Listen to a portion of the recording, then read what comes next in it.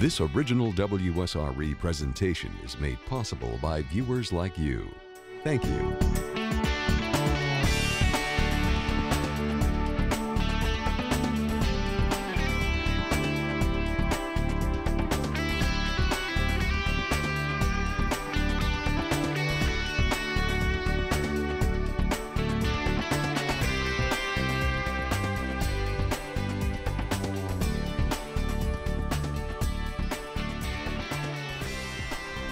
It's 3 miles long, 4 lanes wide, 50 years old. Is it over the hill? The Pensacola Bay Bridge, opened in 1960, sees some 50,000 cars per day. There's talk of replacing it in a few years with a bigger and a better model. There are a lot of questions about that, and that's what we're going to be talking about tonight on Connecting the Community.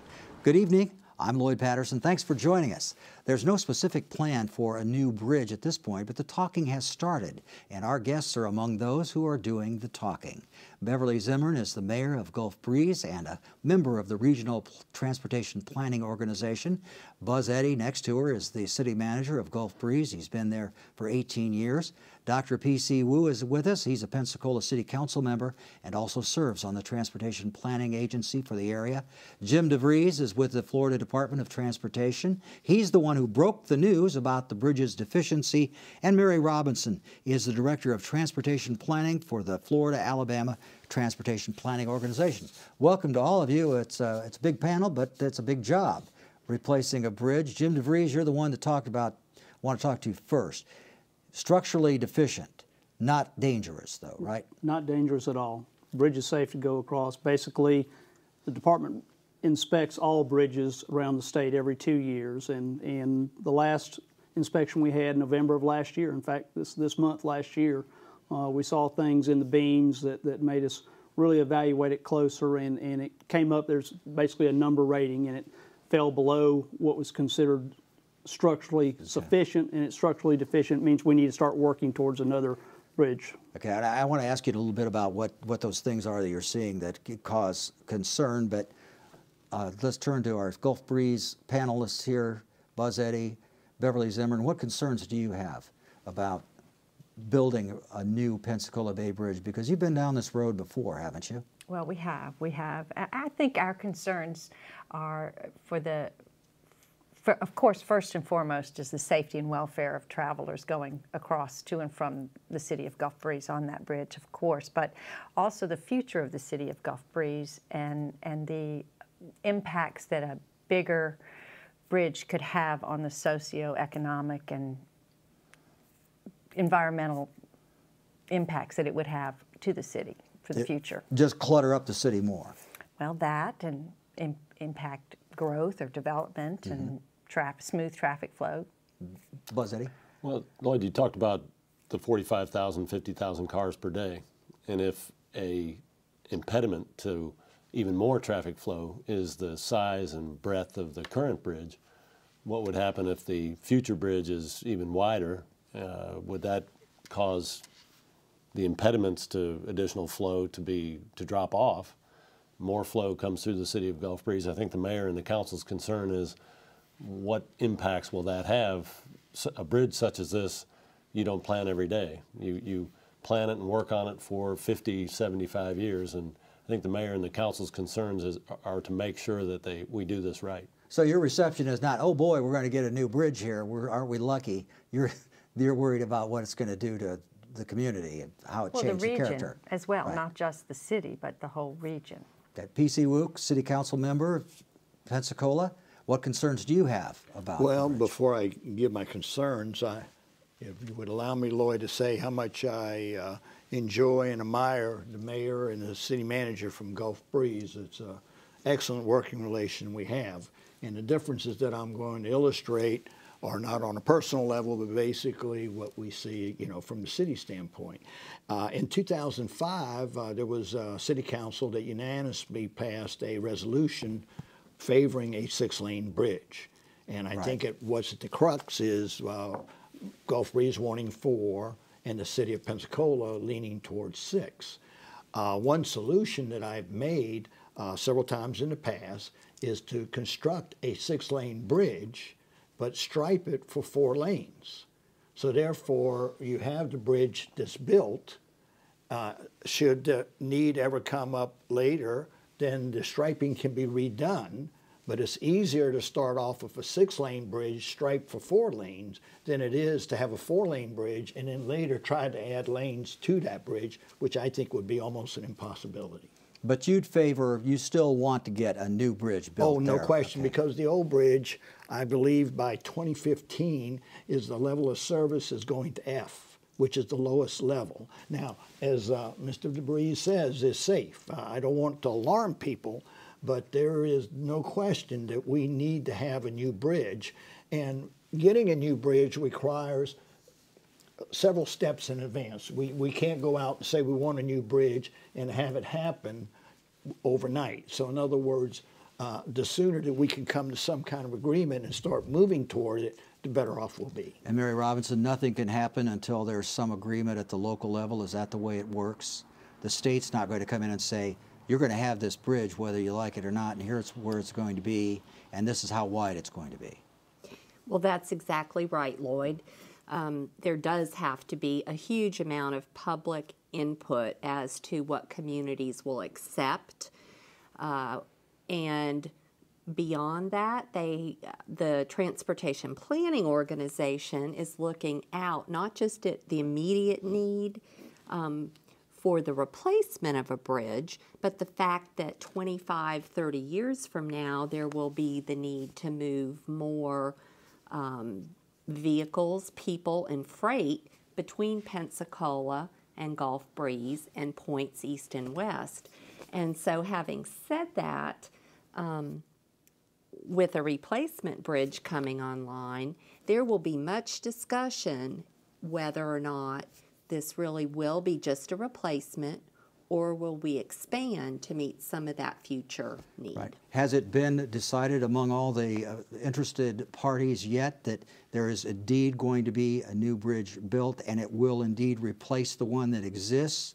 Or can this bridge that's there now be fitted with improvements that will make it last for another 50 years? Yeah, I guess I'll take that one. Lloyd, departments looked at it. You know, when we first came to Gulf Breeze and the city of Pensacola a year ago and told them about the condition of the bridge, first thing Gulf Breeze said is go back and look and make sure, you know, can we maintain the bridge we've got? Can we do some major maintenance on it and fix what we've got? And we looked, our engineering staff at the district level, at the state level, everybody looked at it and decided no, the bridge is to a point now that we need to move towards a new bridge. Maintenance is not the way to move on a project like this. So it was your preference in Gulf Breeze to let's improve what we've got. Well, it was the first line of it would make economic sense Yeah, in today's restrained fiscal abilities. We thought that perhaps a good hard look at first shoring it up, which would then enhance the length and breadth of a research to find the best solution for replacement of the bridge. But you've accepted now that that's not going to work. Is that safe to say? I think Mr. DeVries can also address that the state of Florida has very strict requirements for bridge maintenance, and I think we've fallen in that parameters of need for replacing the bridge. Yeah, for some time. Dr. Wu? In addition to that, you have the problem that it has no bicycle or pedestrian facilities on this current bridge. The shoulders are insufficient in size. There's a hefty fine if you stop on a bridge, run out of gas. And the reason for that is that when you run out of gas, you literally block up a good portion of that bridge, because when you pull over, you're literally blocking one whole lane of traffic. And Gulf Breeze police are always there to get behind the person so somebody won't run into them, or the Pensacola police, depending on what side of the bridge you're looking at. But the reason for that is the bridge is built at a time when a smaller size was very adequate, and we've outgrown that need. How many cars were going across when it first came online in 1960? What kind of daily traffic were you seeing? A whole lot less than 50,000, I would imagine. Yes. With maybe 10,000, 15,000 That a would day? sound, yeah, that would sound reasonable, but I don't know. So. Okay. If you just joined us, you're watching Connecting the Community here tonight. Lloyd Patterson hosting the program, and we're talking about rebuilding, doing something to replace the Pensacola Bay Bridge. It gets a lot of heavy use, and it's getting kind of up there in years, 50 years old. Doesn't sound that terribly old to me, but to engineers, they start to worry when a bridge gets to be that age. And as we look at it right now, I want to ask Jim DeVries, what is it, when you look at the bridge, what are you seeing that the public does not see? Yeah, our inspectors, the main issue that they have right now is because that bridge sits so close to the water and the storms that we've had, especially over the past 10 years, the hurricanes, that there's a lot of salt building up inside. The structural steel is showing wear, it's rusting. We're having spots of concrete that are spalling off, and you know, the rust continues. The corrosion goes up further into the beams. So that's the major issue. We're out there, as the mayor said. We've been doing maintenance for years. We've got a maintenance project coming up this year, a pretty major maintenance project to cover those spots again and slow down the deterioration. But it's to a point that we know that we've got to replace it, and we're talking probably 10 years from now before we'll be driving on a new bridge with a process that we have to go through, as PC said.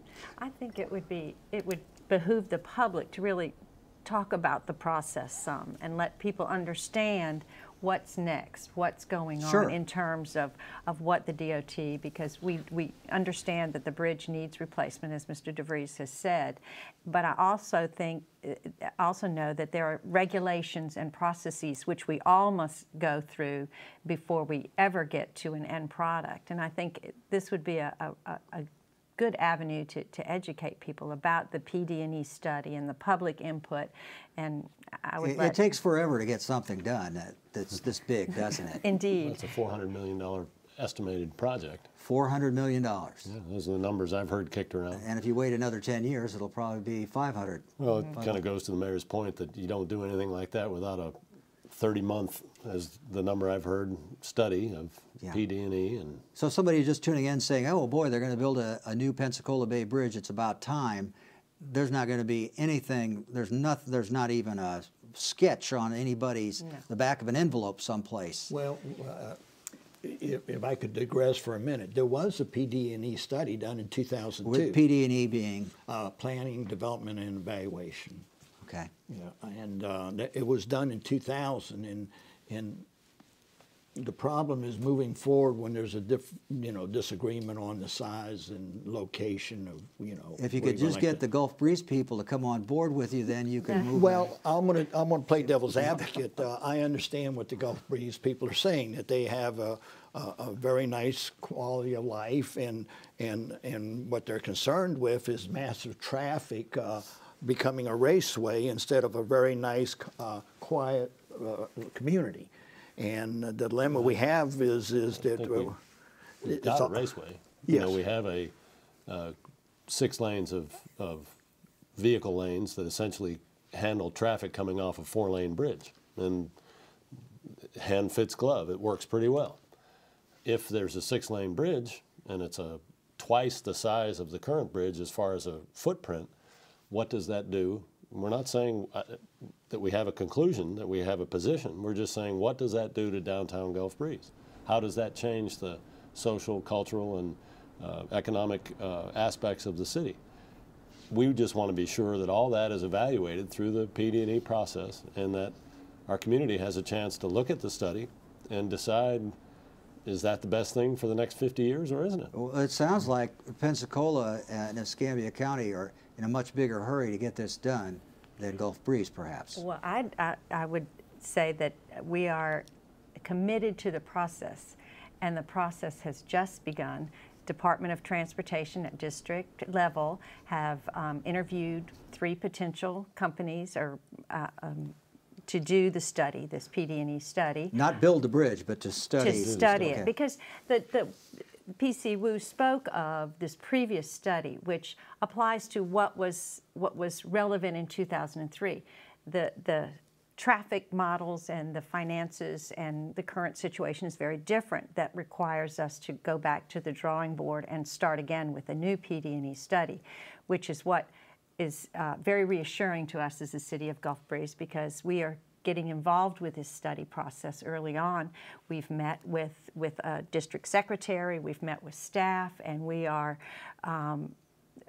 trying to be as actively involved with the process as we go forth. And Jim, maybe you can walk through this process so that the public can understand better. That it just takes a long time to get this. As the Mayor said, we've got to follow the NEPA process, or the National Environmental Protection Act process, and that's to look at all the environment. It's not just the fish in the water and the grasses, it's the people, it's the social and cultural impacts, the economic impacts of that. And on a project this large, that is about a 30-month process we're looking at. Once you get that done, you start the design process. We have a schedule for this project where we're going to do some of the design work, hopefully at the same time we're working on the rest of it. Try to, because our time frame is short to begin building a new bridge, we've got to try to do some of the things at the same time. But you've got right-of-way acquisition, and by state law, that takes a year or two to acquire right-of-way. So there's a lot of things that have to go on, and the most important thing is that we're not going to do that in a vacuum. We didn't do it in a vacuum last time. Things have changed. We started that one back in 2000, the last study, and that study was being done when the bridge was not structurally deficient, but functionally obsolete, as PC has said. It doesn't have the breakdown lanes, doesn't have bike ped features. So there's a lot of things that have to occur before we can get out there and start driving pilings. Okay, Mary, if somebody has a concern, they want to give you some input, they've got something they want to say about some idea for the bridge. Do they call you? Who do you contact to say, get this thing done, don't get this thing done? Is that you want to talk to the political leaders first, or do you talk to the bureaucrats? Well, that's a good question, Lloyd. I think that what will happen on the bureaucratic side is that the department will take the lead in bringing the public into the process over the next 24 to 30 months. I do believe that you will see lots of meetings to which the public can come, lots of other alternative ways to communicate with the Florida Department of Transportation. However, you really probably want to work it both ways, because whatever your personal or professional opinion might be, you want to let your elected officials know so that they can take some official action that may or may not reflect what you would like to see happen. But there will be so much community discussion over the next couple of years, hopefully all very civil, but we shall see. Dr. Wu, if you could stick a new bridge up there, say overnight, would you put it in the exact same place it is now? Would you move it to the east? The resolution that the council passed was to basically have the same footprint that it does now. And when you look at the alternatives, we run out of them very rapidly. If you look at the scenic highway, really it's not designed a two-lane road to handle the traffic that's coming across that bridge. If you look at the street that comes down Gregory, all the people coming in the afternoon, feeding down Gregory and coming across Bayfront Park, they all converge, and the scenic highway. Those three roads converge right at where that bridge happens to be right now. Mm-hmm. If you move it somewhere else, you're talking about massive traffic grids. But going back, can I address the differences between the two again? Sure. Between the city? The city of Gulf Breeze and Pensacola. The reason that I like my compromise is that if we would be, agreeable to sign that we would, go for a 6-lane bridge, but we would have no problem striping it for 4 lanes, at least then we can secure money and do planning and move ahead.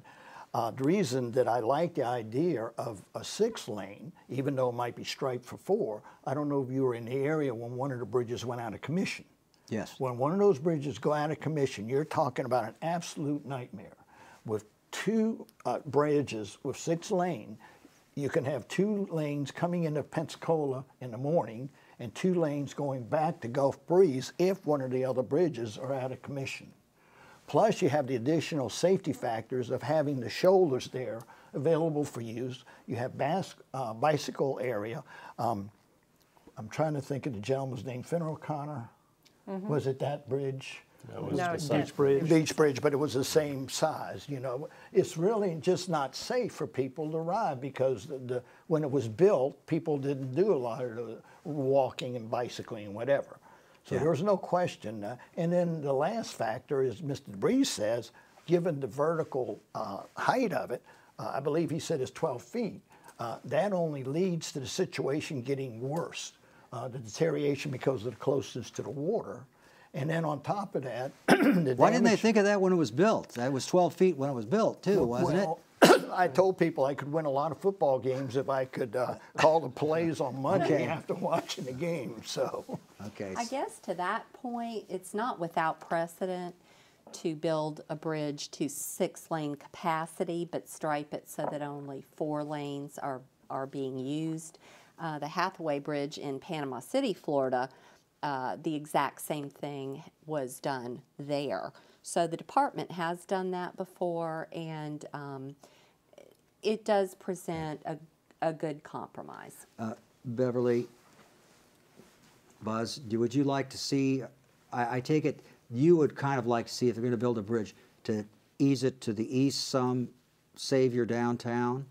Would that be your preference? I represent 6,000 people, and I am but one of 5 members of a council, so I would not presume to speak on that issue at this time. I would like a thorough and complete evaluation from the PD&E study before I formulate, or any of us really formulate an opinion on that, because I am not a traffic planner, I'm not an engineer, that is not my area of expertise, and I would prefer to see what all the impacts would have upon my city before we proceed and make an assumption that this is the best 6 for however many. Is it fair to say that when you look at the possibility of a new Pensacola Bay Bridge, Gulf Breeze looks at it and sees sort of an economic problem, a headache.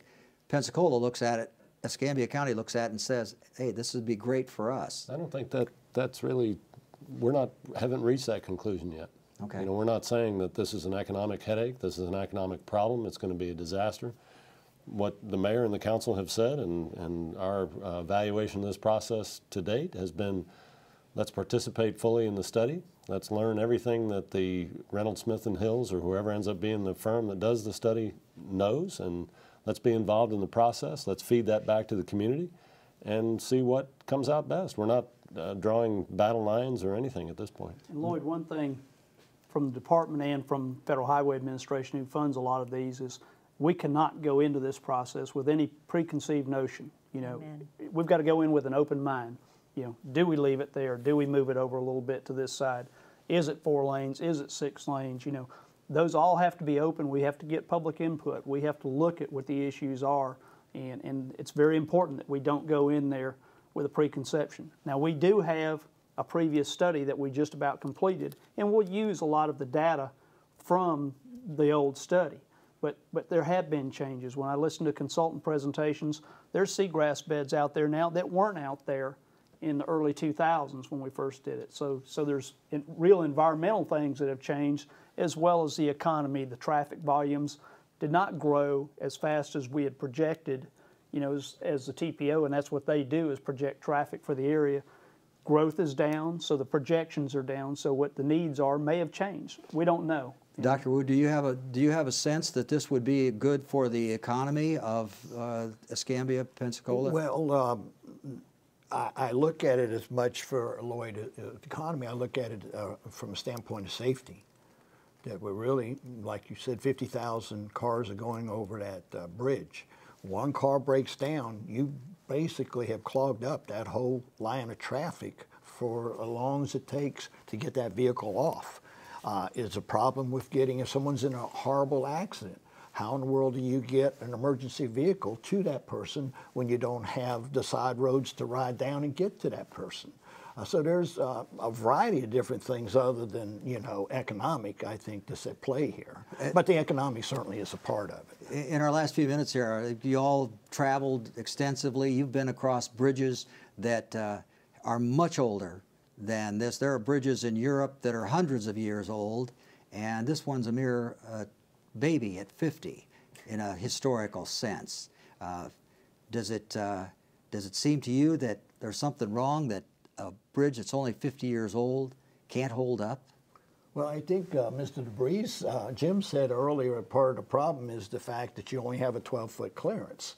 And with the rebar being that close to the salt water, and given the storms and everything that we go through, it really does deterioration on the metal parts. So that I believe when y'all were talking, the new bridge, I believe they said was going to be 25 feet. So that's almost double what we're looking at now.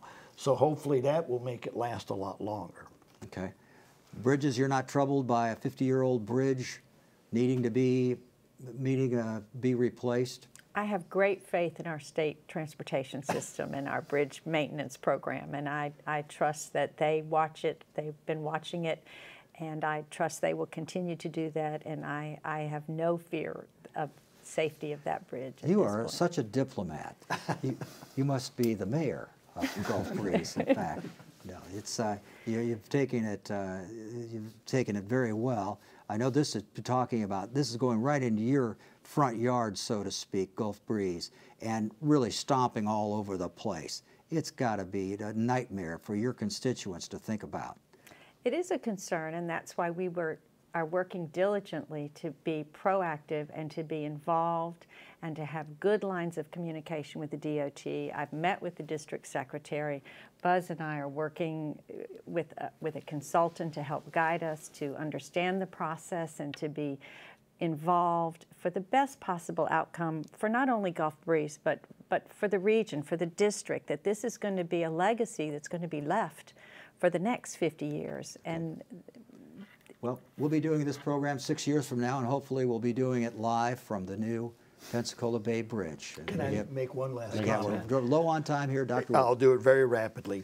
I think what we all want to emphasize, though it's imperative that we get a new bridge, we all want to emphasize that the new bridge is safe for people to drive on. We don't want people to have fear of going to the beach because they think the bridge is not safe. What we're saying is we need to start moving toward replacing it, but there's nothing dangerous about driving on the current bridge. We were on the ground floor here tonight of listening to that early conversation. We thank you all very much for being here with us and discussing the future of the Pensacola Bay Bridge. I'm Lloyd Patterson for WSRE, PBS for the Gulf Coast. Thank you for watching. Good night.